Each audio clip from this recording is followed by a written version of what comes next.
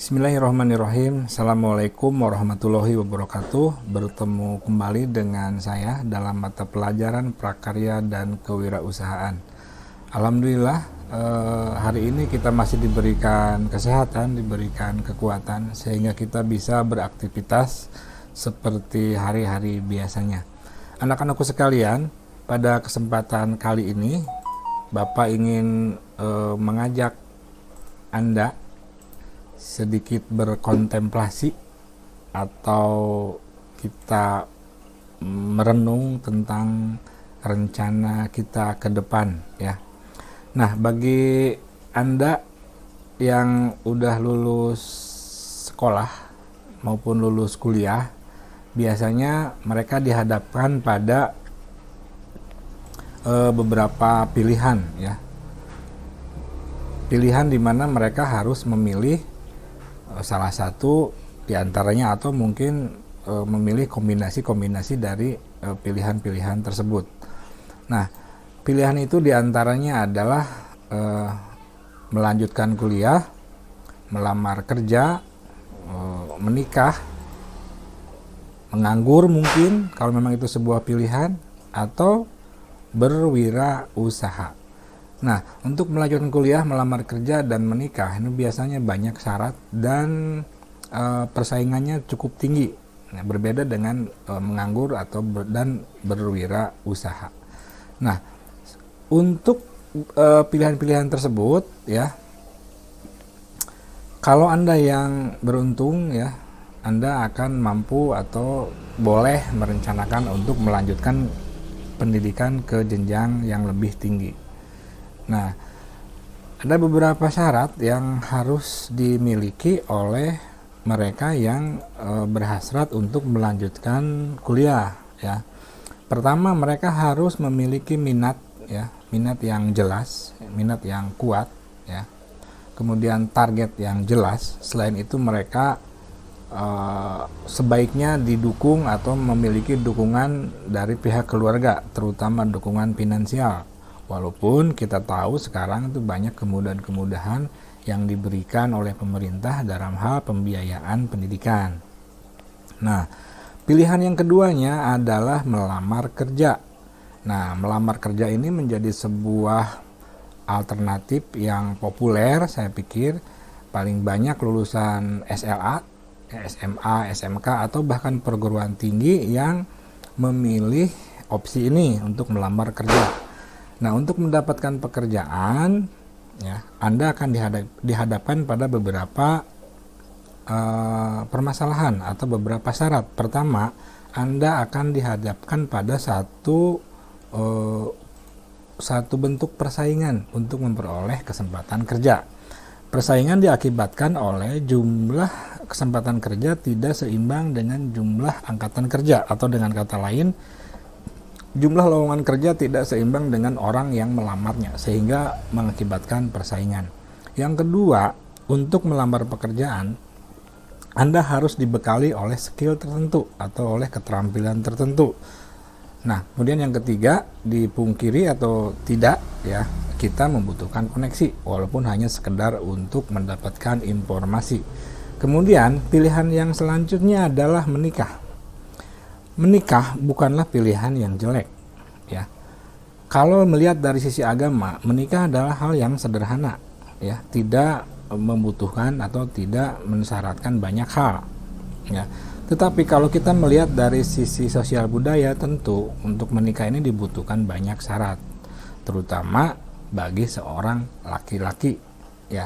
Walaupun demikian, bagi yang sudah berkemampuan dipersilahkan memilih opsi ini. Selanjutnya adalah berwirausaha. Nah, berwirausaha menjadi pilihan yang bijak menurut saya, apalagi di zaman sekarang di mana perusahaan-perusahaan jangankan membuka lowongan pekerjaan, bahkan sebagian mereka melakukan pemutusan hubungan kerja karena memang kondisi ekonomi Indonesia khususnya sedang terpuruk.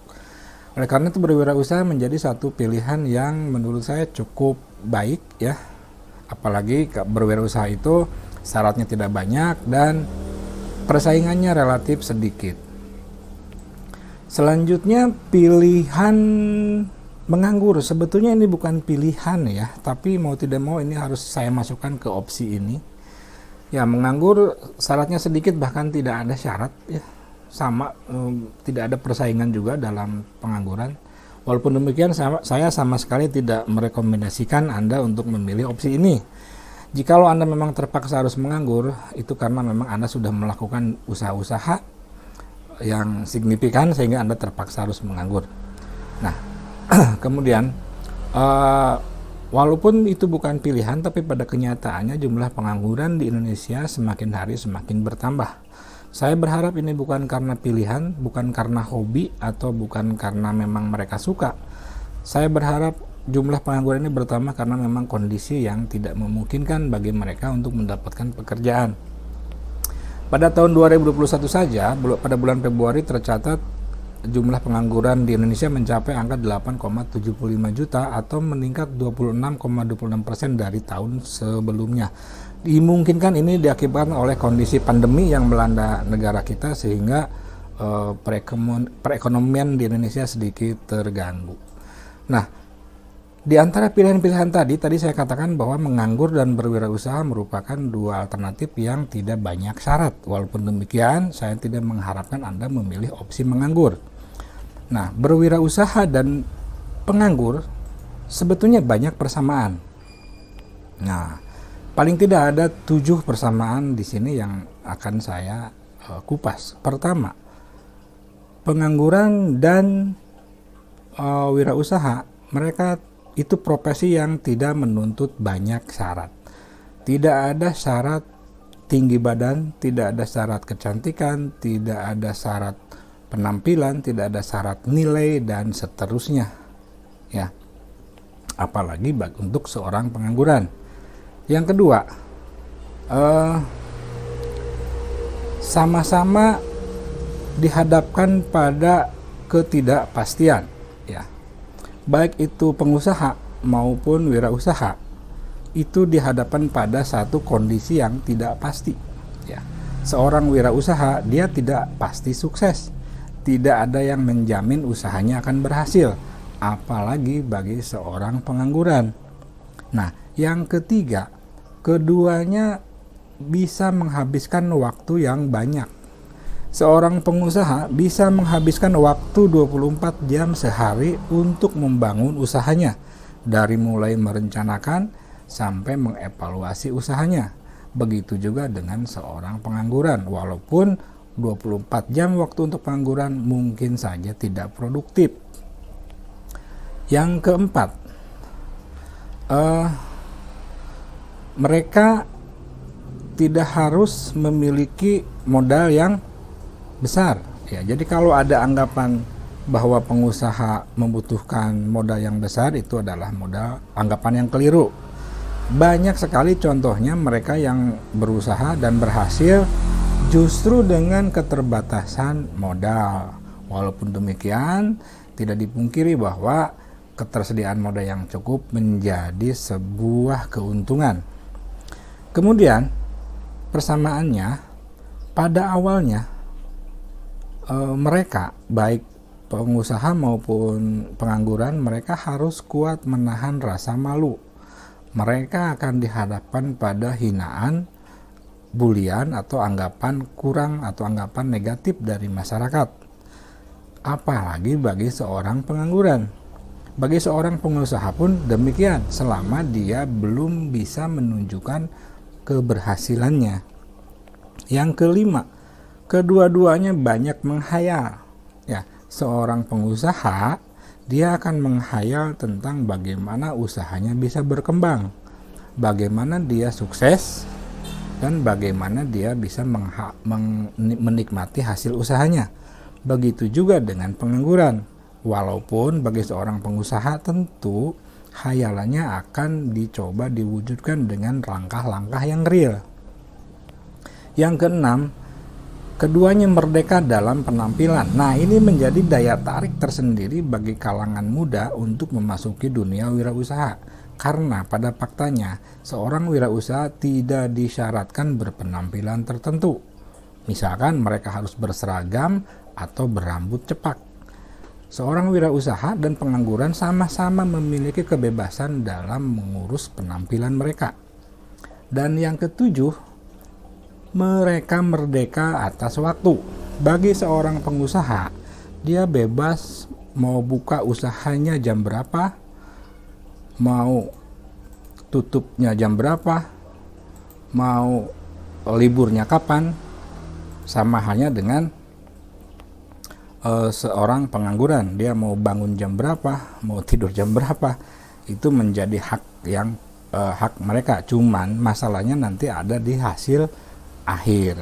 Nah, anak-anakku sekalian, setelah kita melihat bagaimana persamaan antara pengangguran dan wirausaha, tentu Anda harus berpikir bahwa menjadi wirausaha lebih baik, walaupun beberapa hal banyak kesamanya dengan pengangguran. Bedanya akan di hasil akhir. Nah, dalam hal ini kita melihat kita harus berdasar, atau sebaiknya kita berdasar pada firman Allah dalam surat Ar-Rod yang ayat 11, yang artinya kurang lebih Allah tidak akan mengubah nasib suatu kaum kecuali mereka sendiri yang mengubahnya. Nah, dari ayat ini jelas bahwa kita diharapkan untuk berusaha maksimal untuk menjadikan hidup kita lebih baik ya. Setelah kita berusaha maksimal dan kita berdoa, apapun hasilnya kita akan kembalikan kepada Allah. Nah, anak-anak sekalian, itu tadi Bapak jelaskan mengenai pilihan-pilihan ya, seperti lazimnya. Cuman pada kenyataannya nanti Anda akan menemukan banyak pilihan-pilihan lain di luar itu. Nah, apapun pilihan Anda, apapun Anda ke depan, mudah-mudahan itu adalah menjadi yang terbaik buat Anda semua. Dan apapun yang terjadi pada kita nanti atau kelak, itulah yang harus kita syukuri. Mudah-mudahan kita semua bisa menjalani hidup ini dengan lebih baik. Itu aja barangkali untuk pertemuan kali ini. Saya mohon maaf kalau ada kekurangan. Terima kasih atas perhatian Anda. Saya akhiri, wabil taufiq wa hidayah. Wassalamualaikum warahmatullahi wabarakatuh.